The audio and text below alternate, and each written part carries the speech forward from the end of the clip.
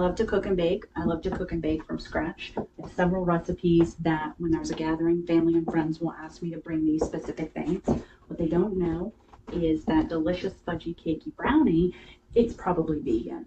I'm going to explain how I have perfected my craft of veganizing normal recipes from brownies to sloppy joes and hopefully get you to maybe think about trying some of these things. I will start with how I dove deeper into cooking and why veganizing became a thing. I've always enjoyed cooking.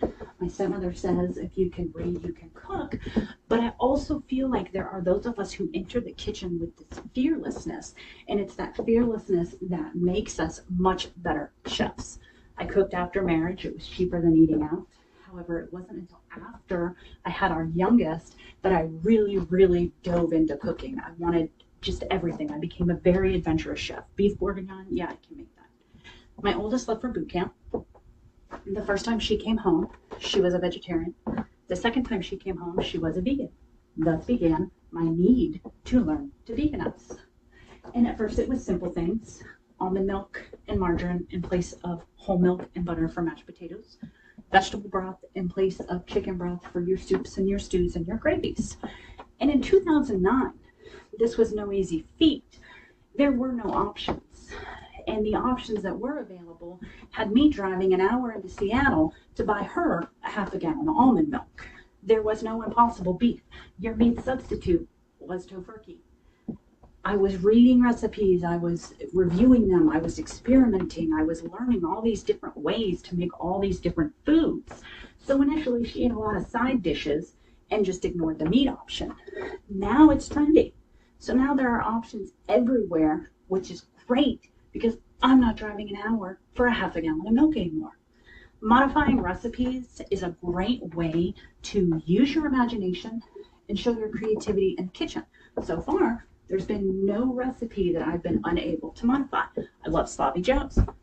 I found a recipe, I pieced it apart, and I made it 100% vegan down to the homemade Worcestershire sauce, which is super easy. It's tomato paste, it's apple cider vinegar, it's soy sauce, it's some spices, and I like to add a dash of liquid smoke.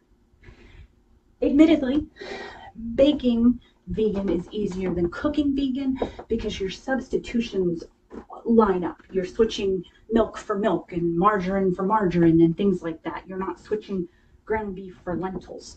And there are so many egg substitutes out there: banana, applesauce, a flaxseed egg, which is flaxseed and water. And they even have vegan egg substitutes now, like just egg.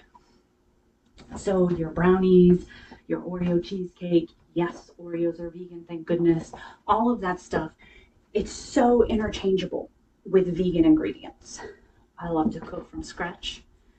I feel like it is those skills of cooking from scratch that let me take a step back and really analyze a recipe.